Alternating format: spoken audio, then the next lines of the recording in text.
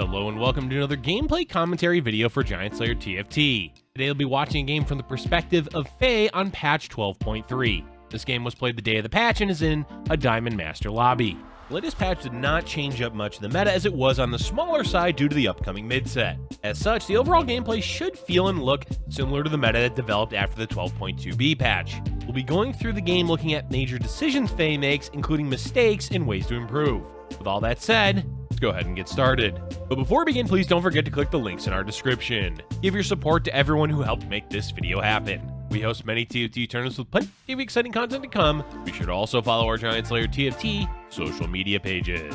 Alright, let's get back to the video. We're starting off right away with the opening carousel. There are plenty of options when it comes to the component on the carousel, but Faye chooses to go with the bow. The reason for this is largely due to the way the meta formed in a previous patch with a heavy emphasis on auto-attacking champions like Shaco, Talon, Yone, and Urgot. As that patch didn't do much to change the meta, going for a bow is likely going to be used for items like Last Whisper or Rune's Hurricane, both of which are valuable on the aforementioned champions. Early in the game, they won't be as valuable to slam, though items like Static Shiv can be made instead to help win early rounds. The goal here for Faye is simply to secure a bow early on to leave her options open for later. As we go through stage 1, let's briefly talk about the plans Faye has going into this game. In general, the meta favors playing flexibly, and Faye often goes for that style of play, though occasionally forcing a comp is not a bad idea. As such, her general goal for the early game is to play standard and look for econ traits like Yordle or Mercenary before pivoting into some type of auto-attack composition in stage 4. Time for the first major decision of the game, the 1-4 augment. Unfortunately, the options given are not the best for the 1-4 augment. Imperial Heart is a high-risk take so early unless Faye plans to force Imperials, but that's rarely ever a decision to be made at this stage of the game. Knife's Edge does play into her game plan of running an auto-attack composition later on, as the bonus AD is great for those champions. That said, there's no way to tell what she'll hit later on in the game, and Knife's Edge may end up being a useless augment. That leaves Weak Spot, which isn't bad, it's just boring. With no real idea what she'll end up with later on in the game, Weak Spot is the safest choice.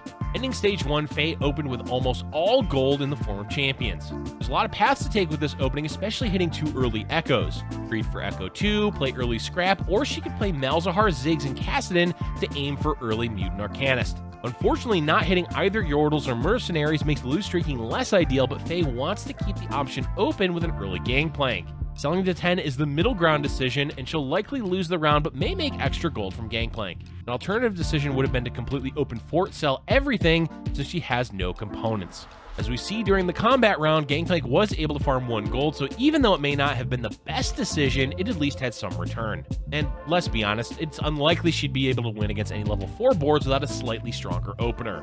After 2 heavy losses, it looks like Faye was on a fast track to losing every round in stage 2. But tragedy strikes as she's overestimated how strong her board was and ends up winning the round. You may be thinking, is winning the round good since you save health? That is partly true, but in the early game, it's never great to swap between winning and losing. Ideally, you want to streak one way or the other to build your economy efficiently. Winning here sets Faye back on that goal and stumps her early economy slightly. The saving grace here for Faye is that having a mostly gold opening, she's doing relatively well compared to the lobby as she ends the round with 20 gold. Another issue with winning is no longer having first pick on the carousel. Faye lucked out as neither component she wanted, glove or sword, were taken. Glove here is preferable so she can finally build an item using the bow for Last Whisper. Now Faye is in an awkward position as continuing to lose from here on, especially without Mercenary, would just be losing health for no major benefit. So instead, she levels to 5 and scouts to hopefully squeak out a win. Thankfully, she plays against a relatively weaker player playing Yordles and manages to just barely win the round. At this point, it's as much trying to go on a win streak as it is saving health for stage 3. It makes an interesting choice to buy Cho'Gath, Zac, and Kassadin instead of sitting on 30 gold. The reason for that is a potential pivot in stage 3 as she already has Vi and Alawi. Getting any upgrades on those units would let her play a Bruiser frontline and go into either Chemtech or Mutants later on. It's worth noting that the correct decision here is Econ to 30 as she can hit 50 gold by 3-1 depending on how the 2-6 combat round plays out, as well as the drops from Krugs. As we can see during the combat, Faye plays against another somewhat weak player and wins the round. On top of that, her Gangplank smurfs on the enemy and earns her 2 extra gold. Had she stayed at 30 gold, it's definitely likely she'd hit 50 by 3-1. Moving into stage 3, Faye hits Vi 2 and decides to push into Bruisers and level to 6. The idea behind this is hopefully keep win streaking with a strong frontline and using Heimerdinger as extra damage with blue buff to eventually swap over to Malzahar, mutants, and potentially Chemtech. Now on a 5-win streak and 50 gold, it's time for the next augment on 3-3, and oh boy, it's Prismatic time. Prismatic augments can drastically change the game, and for Faye, none of the options immediately strengthen her board, which puts her at risk of losing in the upcoming rounds. All 3 of these prismatic options are viable, but with a 5-win streak and a decent economy, she decides to go with Level Up to try for a stronger stage 4 by leveling faster than the rest of the lobby. Having lost her win streak, Faye is able to still push to level 7 and have 50 gold. But she makes a mistake thinking 3 mutants would be more successful than using Heimerdinger as an item holder. This mistake ends up costing her the round and more health loss. Moving into stage 4, Faye can hit level 8 and has a ton of components to use. She desperately needs to roll for a carry at this stage of the game, and there's a few potential paths. The strongest is likely Urgot and Chemtech, but as Faye rolls, she hits an early Jinx. Jinx is not inherently bad, but she's not amazing as a main damage dealer, though in this case, Faye at least has the sister synergy active. This ends up being a major turning point for the game, as Faye stubbornly forces Jinx as the carry with the intent of turning her into a mutant with the spatula. While again, this isn't a bad decision, it isn't going to win games, and at best is a top 4 move unless she rolls and hits upgrades at level 8. Using Jinx is fine, but keeping the option open to pivot is better, especially since she's already level 8, so hitting 4 costs shouldn't be too difficult. So far, stage 4 has gone alright for Faye with some wins and a loss. The augments this time around are only silver tier, and honestly they aren't amazing options. Pandora's items is much better early on in the game when players haven't used most of their components, and ancient archives won't be all that useful as Faye already turned Jinx into a mutant. That leaves Shrug It Off, an augment that generally does better early on in the game, as well as when you have Cho'Gath as a carry. But it's the best all-around option she has, though at this stage of the game, it's likely not to make much of an impact on her board. Without great combat augments and a prismatic that's econ-focused, Faye's board is definitely in a weaker spot than the rest of the lobby. Stage 5 comes around, and thanks to Level Up augment, Faye is easily able to hit level 9 with plenty of gold left over. In general, this is a good spot to be in since she can now 2-star 5-cost champions and has above 50 health. Again, the issue here is being stubborn about sticking with the Jinx carry instead of being willing to play a different carry.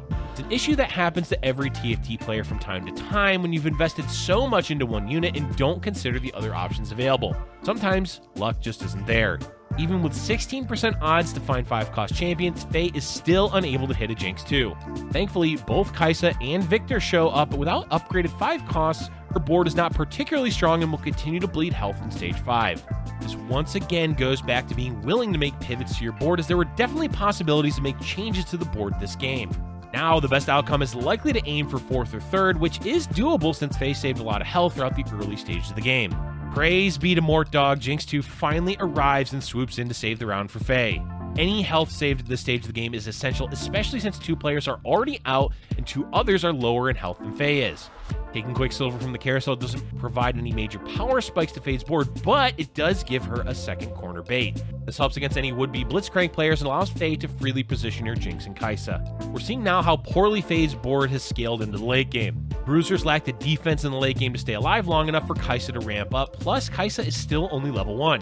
And Jinx, well, Jinx is great for extra damage, but as the main carry, she just doesn't pack enough of a punch, as punching is Vi's job. Despite the issues with her comp and lacking meaningful late-game upgrades, Faye still managed to squeeze into the top 4 going into stage 6. In order to get better than 4th, she needs to scout and position efficiently, but as we see during this combat round, she makes an oopsie and her Kaisa and Jinx both get stunned by Scion. Oops. With 2 health remaining, Faye finally hits Kaisa 2. Unfortunately, this is a bit too late in the game, as a 4th is almost surely the likely outcome of this game. The other boards are simply stronger than hers by a fair amount. And as we watch this final fight, it's clear the Jinx and Kaisa duo is not cutting it against the beefy Protector boys. Overall, this game showcased a few important lessons. First is to try and turn a weak early game into a positive by utilizing scouting and positioning to play around the weaker boards of the lobby. Using Gangplank, Faye also managed to farm extra gold. From there, we also saw several mistakes, notably choosing to hold onto Cho'Gath and Zac instead of playing for more economy in Stage 3. While yes, Faye did turn that board into a win streak throughout Stage 3, had she instead played for better econ, her Stage 4 may have been more fruitful with Level Up Augment. Granted, this is all in hindsight, so we can't disparage the decision to win streak too much. Ultimately, the largest mistake was choosing to stick with Jinx as the main damage dealer with the plan of making her a mutant. Jinx, as we've said, can do alright supplementary damage, but as the main source, she just doesn't do enough and scales poorly.